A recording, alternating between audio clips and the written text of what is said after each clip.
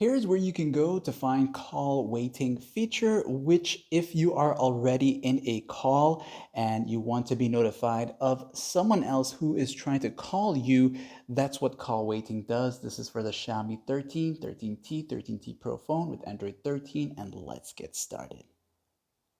You'll need to have a functioning SIM card with mobile data to enable this feature, but for demonstration purposes, I'll show you where to go. Be sure you're using the default phone app that your Xiaomi phone came with, which is the Google dialing app, okay? So tap here, tap on the three dots right up here at the top right, and then you'll go to settings.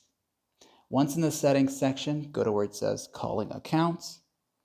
And under calling accounts, you'll see call waiting. Now for me, I have a SIM card in there, but it's not working. But once you're here, it's gonna read it. It's gonna read your SIM card.